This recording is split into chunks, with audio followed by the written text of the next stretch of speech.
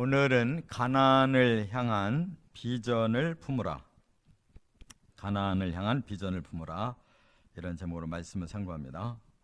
우리가 이제 오늘부터 이제 신명기를 하게 됐는데, 이 신명기는 모세가 이제 자신은 가나안 땅에 들어가지 못하지만 이스라엘 백성들은 이제 가나안 땅을 들어갈 것이기 때문에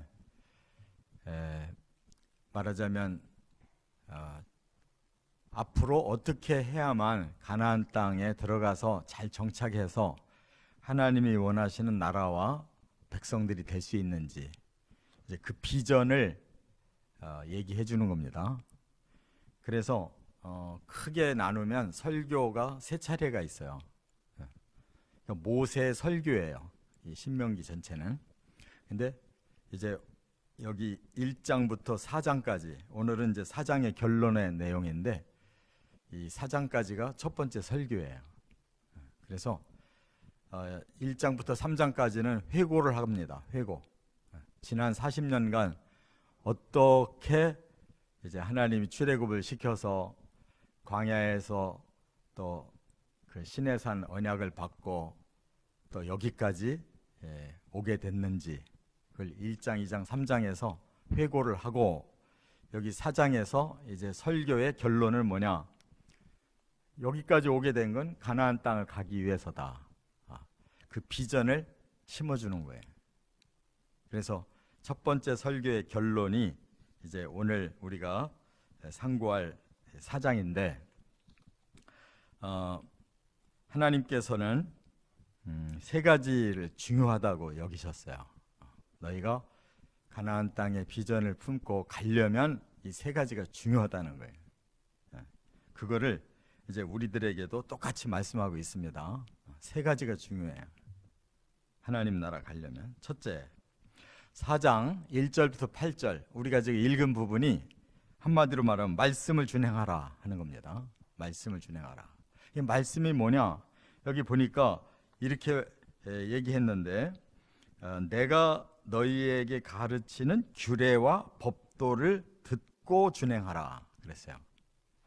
말씀은 성경이 말씀인데 이 성경의 내용이 뭐냐? 하나님이 정해주신 법도와 규례예요.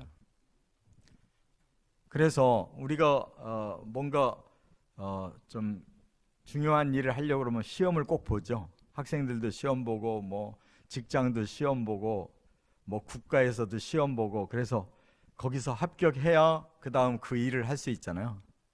그와 똑같이 하나님 나라에 들어가려면 이러이러한 법과 이런 규례들을 잘 듣고 그대로 따라가라는 겁니다. 준행.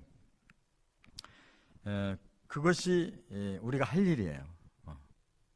그래서 이제 오늘 그 말씀을 준행하라 이렇게 제가 붙였는데, 하나님이 주신 그 뜻대로 우리가 하나하나 지켜서 행동으로 실천하면 되는 것입니다. 왜 말씀을 준행하라고 했느냐?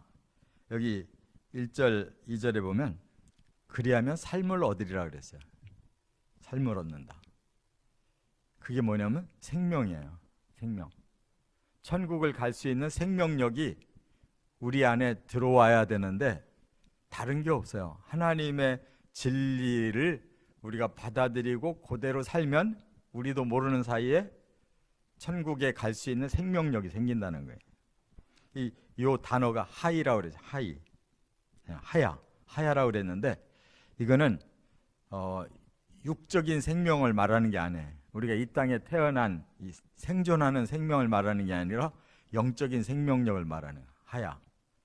이게 신약어로 말하면 거듭났다라는 단어예요. 반드시 성도는 영적인 생명력이 생겨야 돼요. 그걸로 가는 겁니다. 우리가 뭐 좋은 부모에게 태어나고 뭐 열심히 운동하고 열심히 건강 지키고 해서 이 육적인 생명력을 우리가 가졌다고 되는 게 아니에요. 또 다른 생명력, 영적 생명력, 그거는 진리에게서 주어지는 것이다 그 말이에요. 그래서 하나님이 말씀으로 세상을 창조하고 사람을 창조하고 말씀으로 영을 창조하셨다는 거예요. 새롭게 영을 창조하셨다. 그러니까 그 생명력을 말씀을 통해 얻어라. 그러므로 말씀을 가감하면 안 된다 그랬어요. 본문에 그랬죠. 가감하지 마라. 우리가 더 보태거나 우리가 빼서 일방적으로 내가 원하는 말씀을 만들면 그거는 잘못된 거예요. 예수님께서 가장 화를 내신 게 누구냐면 바로 바리새인들, 사두개인들인데 그들은 자기들이 해석되는 대로 말씀을 다시 만들었어요. 그래서 제가 누차 설명하는데 이 세상에서는 탈무드가 대단한 책이고 가장 지혜롭고 세상을 가장 현명하게 사는 책이라고 유명해졌는데 이스라엘 사람들이 그걸 입증을 하고 있는데 하나님은 내가 너희들에게 언제 지구에서 현명하게 살으라고 말했냐? 너희 육을 위해 언제 현명하게 살으라고 말했냐? 하나님 나라 영원한 생명을 주려고 너희들에게 진리를 줬는데 왜 너희들은 니들 머리로 성경을 잘못 풀어가지고 왜 이 세상에서 잘 사는 그러한 말씀을 만들어놨냐 이거예요. 그게 예수님의 지적이에요. 그래서 겉으로는 아주 하나님 잘 믿고 훌륭한 것 같은데 속은 영 썩어 있다는 거예요. 그게 외식이라는 거예요. 그게 종교 생활이라는 거예요. 왜? 사람의 생각으로 말씀을 가감해가지고 만들어놨기 때문에 그건 세상을 사는 데는 아주 현명한 거예요. 천국을 가는 데는 그걸 가지고 못 간단 말이에요. 영이 어두워져서 죄를 그대로 가지고 숨기고 살기 때문에 안 된다 이거예요. 꼭 깨달으시 바랍니다. 이거를 모르면은 전부 성경을 가지고 교회 생활하는 게 다 이 땅의 생활인 거예요. 천국으로 가는 길이 아니에요. 거기는 2000년 전에 이미 입증이 된 거예요. 그래서 이스라엘 사람들 서기 70년에 멸망당한 거예요. 그러나 언약의 백성이기 때문에 씨를 살려서 오늘까지 기회를 주시는 거예요. 지금도 그들은 구약 성경의 그 자습서인 탈무드만 붙들고 있기 때문에 아직 못 돌아오는 거예요.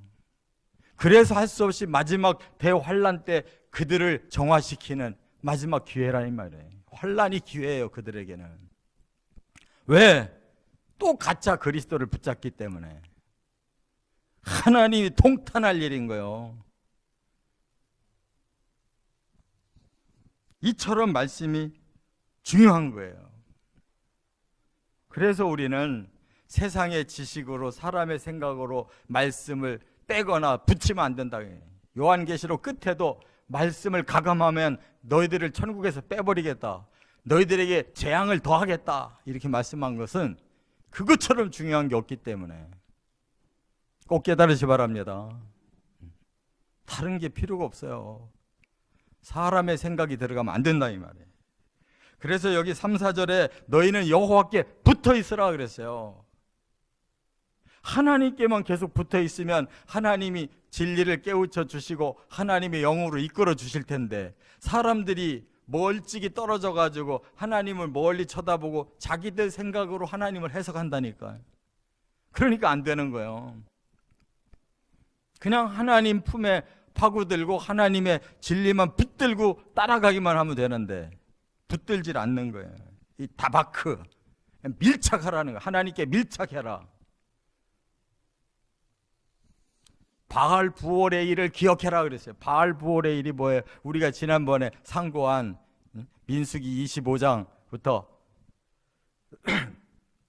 31장까지 제가 말씀드렸잖아요. 그게 뭐예요?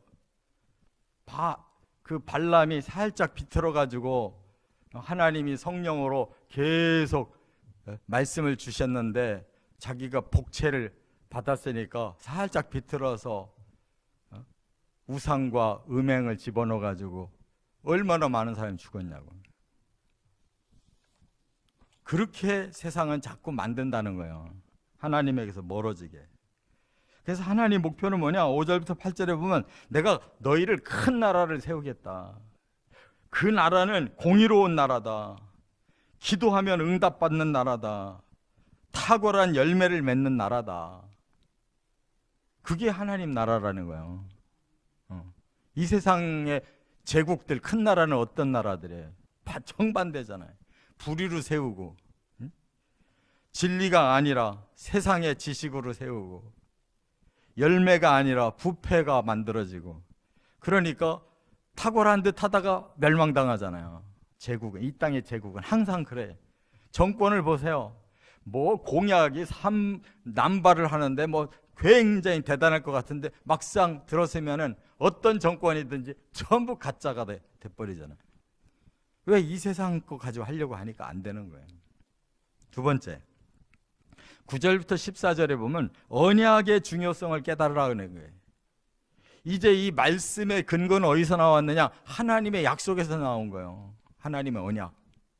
그래서 이스라엘 백성들이 광야에 나와가지고 시내산에 모여서 거의 1년 가까이 10달을 뭐 했느냐?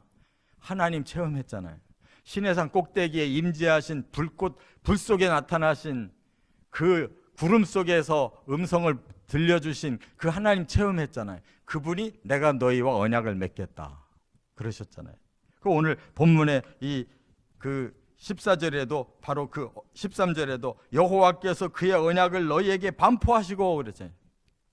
어디서? 시내산에서 하나님이 불 가운데 음성으로 나타나셔서 내가 너희와 언약을 맺었다. 이것을 기억하고 살아야 된다는 거예요. 우리가 지금 이렇게 신앙생활을 하면서 방향을 잃어버렸어요. 우리는 하나님 약속 붙들고 천국 가려고 가는데 천국이 지금 까마득하게 잊어버렸다고요. 하루에 한 번도 생각이 안 나는 사람이 어떻게 천국 가? 맨날 세상 생각으로 뭐 오늘은 뭐 내일은 뭐 스케줄 빡빡한데 그게 거기에 다 뭐냐고. 스케줄에는 천국이 들어가 있어야 될 거 아니에요. 할렐루야. 몇 년 살겠다고 이 세상 스케줄만 꽉 차 있냐 말이야. 하나님은 그래서 지금 말씀하는 거예요. 내가 준 언약은 절대 언약이다. 그렇기 때문에 하나라도 너희가 버리면 안 된다. 반드시 그 하나님이 주신 언약의 진리를 삼가해야 된다.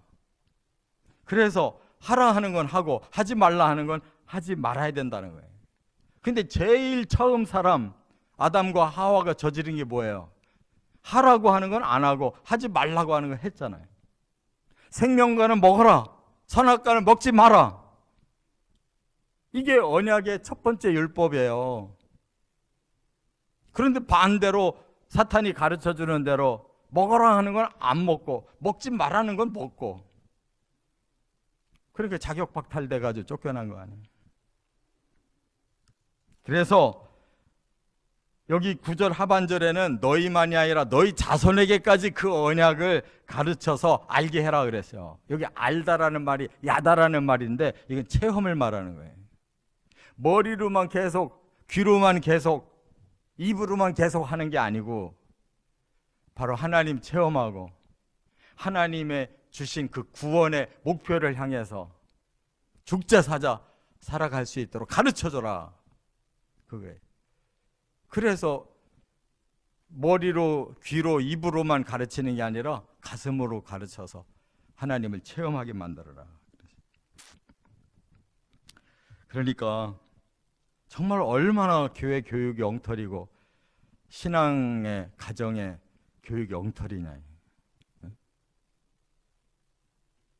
그냥 세상에서 잘 살아라고 막 열심히 가르쳐서 만들어 놨는데 그러고 보니까 천국은 관심이 없고 세상 걸 어떻게 많이 얻을 거냐만 관심 있는 자식들 만들어 놔서, 그리고 안타까워하면 뭐하냐. 죽으라고 가르쳐도 될까 말까인데. 이처럼 하나님은 영적 진리 교육, 그걸 보고 쉐마라고 그래요. 쉐마 교육. 신명기 6장에 그냥 이 세상에서 가르치는 식으로 하지 않잖아요.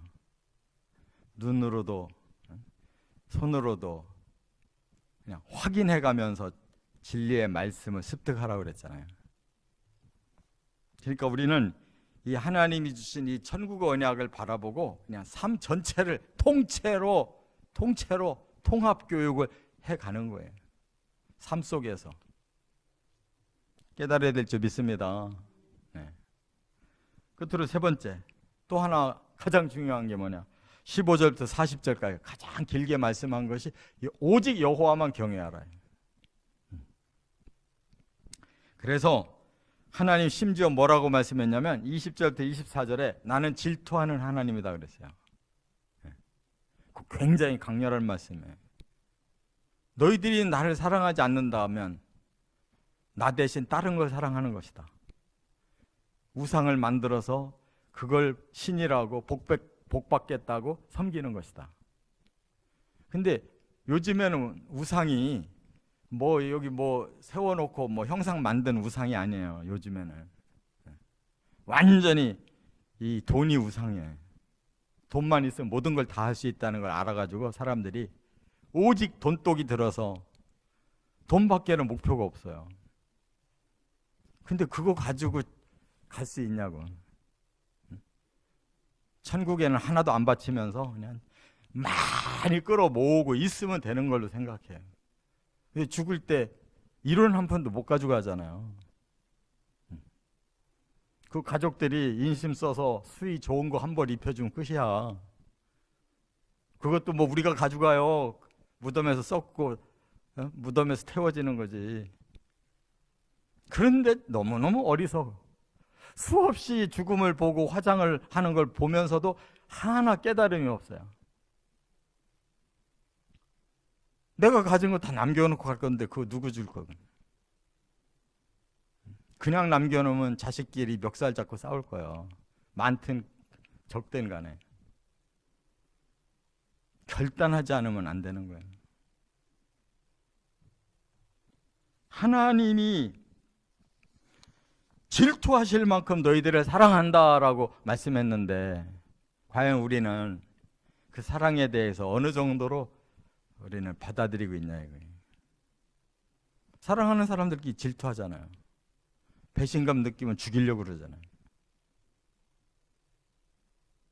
돌아서는 거 용서 못 하잖아요. 그래서 화가 나잖아요. 응? 그건 못 참잖아요. 하나님 마음이 그렇다는 거예요.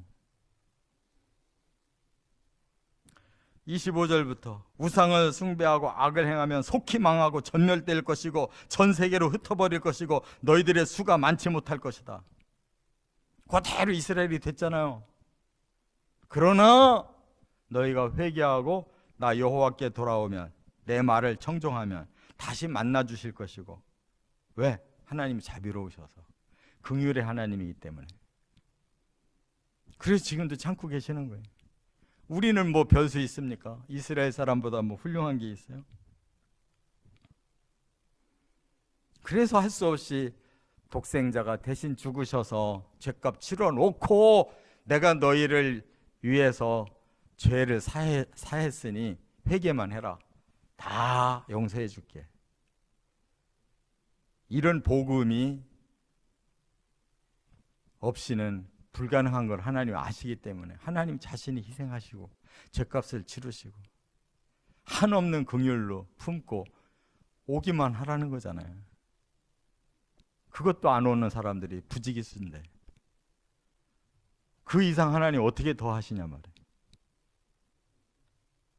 그래서 하나님은 아브라함과 이삭과 야곱을 사랑하셨기 때문에 그 자손들이 엉망인 것을 알면서도 그 언약을 변개치 않고 끝까지 가지고 오시고 이제 이스라엘뿐만 아니라 인류를 구원하시기 위해서 바로 아브라함에게 주신 천하 만민이 너로 인하여 복을 받을 것이라 하신 그 약속을 지키시려고 천하 만민을 위해서 십자가와 부활의 복음을 주시고 재림의 복음을 주시고 천년왕국의 복음을 주시고 천국의 복음을 주신 거란 말이에요.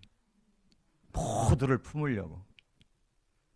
그 긍휼의 사랑 앞에 우리가 깨닫고 그 십자가의 은혜를 우리가 가슴 깊이 절절히 느끼고 나도 내 십자가의 사명을 끝까지 짊어지고 가겠다고 해야 천국이 보이는 거라니까요.